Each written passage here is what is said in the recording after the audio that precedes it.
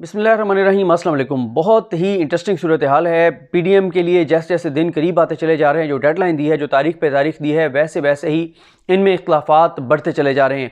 उसकी वजह यह है कि ज़ाहिर है पीपल्स पार्टी ने पीछे हटना है तो कोई ना कोई तो बहाना करना है और बहाना करके ही और उन्होंने साइड पे होना है। पहला और बड़ा बहाना तो खैर उनका यही होगा कि जो उन्होंने सीईसी का इजलास बुलाया हुआ है कि सीईसी ने कहा है कि जी धरना हम नहीं देंगे, हम धरने के ख़िलाफ़ हैं, पहले भी खिलाफ रहे हैं, अब भी खिलाफ हैं, इस्तीफ़ों के ऊपर भी इसी तरह का ड्रामा किया जाएगा। लेकिन इस वक्त ताज़ा तरीन जो अपडेट है वो ये है कि जैसे आपने देखा कि मर्दान में जो पीडीएम की रैली थी, उस पहली रैली थी जब इन्होंने बड़े बड़े जलसे कर लिए, उसके बाद छोटी छोटी रैलियाँ इन्होंने अनाउंस कर दी और इसी से ये अंदाज़ा होता है कि ये अपने दिल को बहलाने के लिए, ख़ुद को तसल्ली देने के लिए, ख़ुद को मसरूफ़ रखने के लिए, अपने कारकुनान को ट्रक की बत्ती के पीछे लगाने के लिए ये क्या कर रहे हैं, रैलियाँ। मुझे बताएं कि हमेशा से हमने देखा है कि पाकिस्तान में जो तहरीकें चलती हैं वो ये चलती हैं कि पहले छोटी छोटी रैलियाँ की जाती हैं, बल्कि रैलियों से पहले भी छोटे छोटे सेमिनार, कॉर्नर मीटिंग्स, उसके बाद रैलियाँ, फिर बड़े जलसे और उसके बाद फिर लॉन्ग मार्च होता है।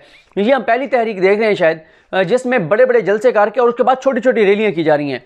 लेकिन ये जो पहली रैली थी मर्दान के अंदर, उस रैली में बिलावल भुट्टो जरदारी नहीं आए और इसीलिए मौलाना फजल रहमान, जिनको बार बार ये बताया जा रहा है, कहा जा रहा है और उनको खुद भी पता है कि मौलाना साहब पीपल्स पार्टी आपके साथ गेम कर रही है, तो मौलाना फजल रहमान भी अब नाराज़ हो चुके हैं और वो 27 दिसंबर को बेनज़ीर भुट्टो की जो बरसी है उसके सिलसिले में लड़काना नहीं जा रहे। मौलाना ने पीपल्स पार्टी को बता दिया है कि वो नहीं आएंगे, उनकी सेकंड ईयर थर्ड ईयर की जो लीडरशिप है वो जाएगी और इस हवाले से मरियम बहुत परेशान है क्योंकि इस वक्त अगर कोई सबसे ज़्यादा स्टेक पर है तो वो मुस्लिम लीग नून, मरियम नवाज़ और शरीफ ख़ानदान है। पीपल्स पार्टी के पास सिंध हुकूमत है, मौलाना के पास ज़ाहिर है कुछ भी नहीं है, यानी कोई हुकूमत नहीं है, एक वो कोई वजारत नहीं है, लेकिन उनको कोई इतना ज़्यादा नुकसान नहीं होगा। सबसे ज़्यादा जो नुकसान होगा वो नवाज शरीफ को, मरियम नवाज़ और शरीफ ख़ानदान को होगा क्योंकि सबसे बड़ा जुआ इस वक्त उन्होंने खेला है जिस लाइन पर नवाज शरीफ चल पड़े हैं। कल रात, ये जब अभी मैं वीडियो कर रहा हूँ, इसी रात गए लेट नाइट मरियम साहिबा जो हैं वो अपने अंकल मौलाना फजल रहमान के पास पहुँची और उनसे बातचीत की और ये रैली की बात की सूरत हाल के जिस तरह से वो एक उन्होंने सुबकी उठाई कि पीपल्स पार्टी की लीडरशिप नहीं आई। बाकी भी जो कायदीन थे उनको बताया गया कि वो ट्रैफिक में फंस गए थे, हालांकि नन्ही मुन्नी रैली थी, कोई मसला नहीं था आना, लेकिन पीपल्स पार्टी की क़यादत स्टेज तक पहुंच ही नहीं सकी। दूसरी तरफ पीपल्स पार्टी के ज़रा ये भी बताते हैं कि पीपल्स पार्टी जो वजारत दाखिला का थ्रेट अलर्ट है उसको बहुत सीरियस ले रही है। बिलावल साहब को वाकई ख़तरा था, अगर वो खुदा न खास्ता वहाँ पर जाते तो कुछ भी हो सकता था, इसलिए बिलावल भुट्टो साहब जो हैं वो वहाँ पर मर्दान की रैली में नहीं गए और अब मौलाना फजल रहमान भी नहीं आ रहे। गो कि पीपल्स पार्टी कहती है कि बिलावल साहब जो हैं वो बात करेंगे मौलाना फजल रहमान से और मौलाना फजल रहमान उनके अंकल हैं, आसिफ अली जरदारी भी मौलाना को फ़ोन करेंगे तो मौलाना जो है वो मान जाएंगे। पीपल्स पार्टी बहुत कॉन्फिडेंट है कि मौलाना को मनाना इतना मुश्किल नहीं है, मौलाना जो है वो मान जाएंगे।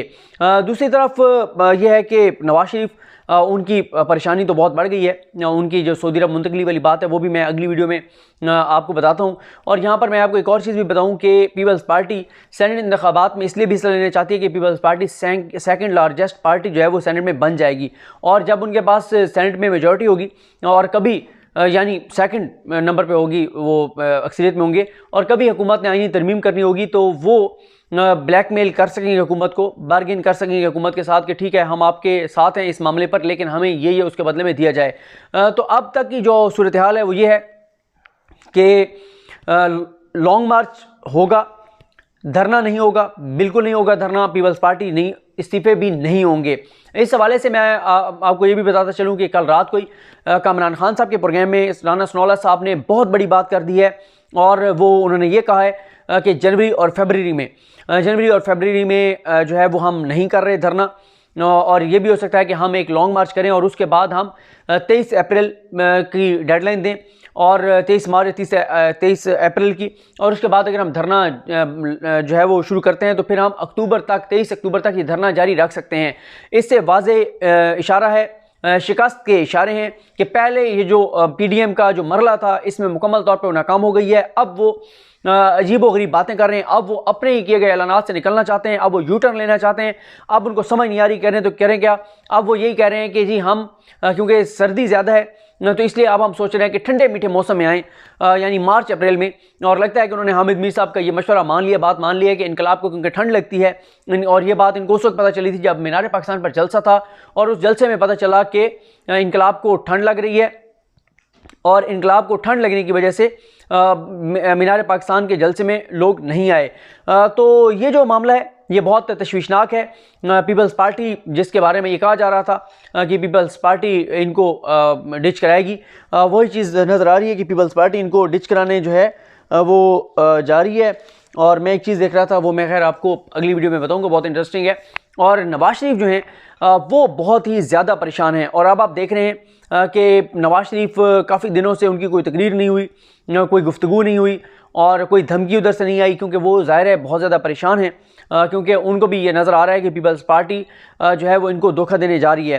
पीपल्स पार्टी का जो भी कोई कहे, वो एक पहले दिन से जो भी थोड़ा सा कॉमन सेंस रखता है, जिसके भी दिमाग का एवरेज IQ लेवल है, वो ये बात समझता था कि पीपल्स पार्टी क्यों इस्तीफ़े देगी सिंध असम्बली से, उनको क्या मिलेगा सिंध असम्बली से इस्तीफ़े देकर।